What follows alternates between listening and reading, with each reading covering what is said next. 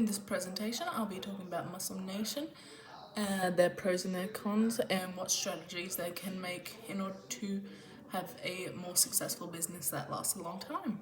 As we can see on this slide, it shows the colors of Muscle Nations, their logo, which is just the name, the creators or co-creators, Chris and Nathan, and where they started, which was Brisbane, Australia.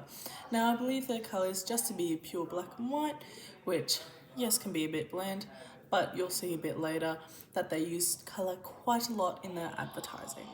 On this side, it's showing the type of apparel that they initially started out with, which would be women's sports bras, shorts, men's tops and shorts, and so on. Easy apparel stuff to kind of start getting into it, and you can see they're pretty plain in colour and they're very easy to look at.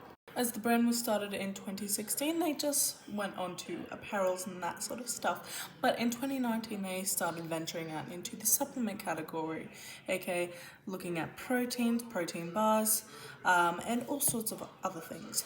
Now they have a deal with Coles where Coles will supply and hold their stock in the store, thus meaning they have a larger reach out because more everyday people will start looking at their items in Coles.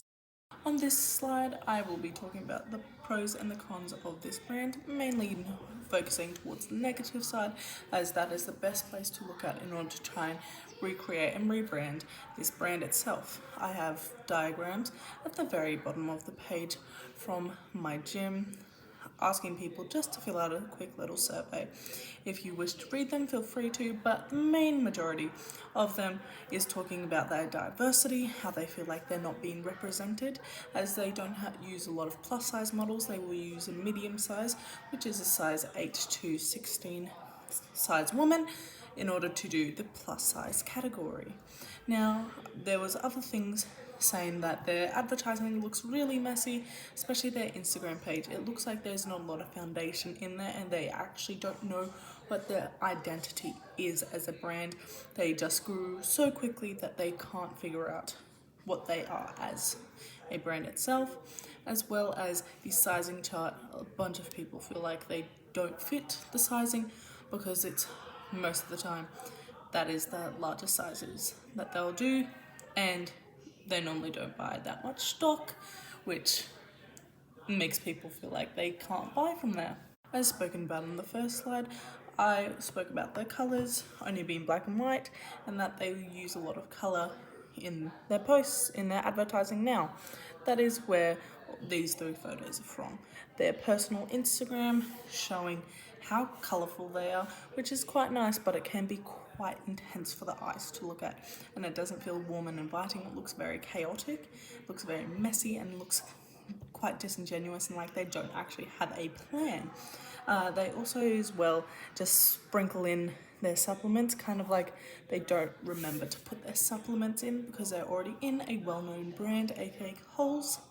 Other things that they do which don't feel as genuine is following trends. As much as following trends is quite a good thing in order to grow your brand, that I believe only can be on TikTok, as that is a faster pace video service, and Instagram is now used a lot more for buying and selling and seeing what things look like, as well as they use bloggers, and a lot of people are feeling just a bit disingenuous about bloggers and they don't feel like they actually have the customer in mind. On this side, I'm showing Emma Chamberlain's brand, Chamberlain Coffee, and as you can see that it has quite a strong sense of self.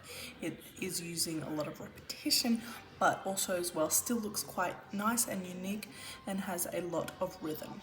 The next brand I will be showing you is Gymshark, just in order to see how they react as very similar brands with same dynamics, but you can see here that they have a strong sense of self. They have a color palette of the very much the cool tones and the grays, that sort of stuff. So when they do use pops of color, they can still focus on in those grays, potentially in the background, using cement or something like that. You can also see that there's a lot of diversity in their advertising.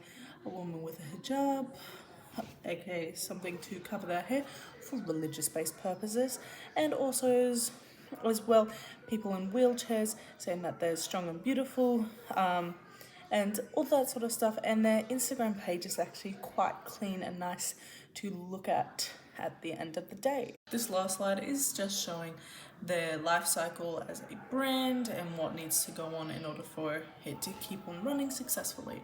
So of course we have the co-owners, what they wish to do with their brand. Then they'll have apparel designers, because of course it's apparel based stuff first, and or it will be food based products. Then afterwards it'll be graphic designers, seeing how it looks, talking to the other brands, so aka Coles, in order to talk to them. Then digital designers, like slash editors, just fixing up photos, that sort of stuff. Marketing, seeing where they should put more marketing into, and then going on social media, which I believe that they should get a social media coach of some capacity. I know this is a bit more of a longer slide, but I just want to say thank you for watching. I am currently quite sick, and I do have the chicken pox, which is very lovely. So I don't sound amazing.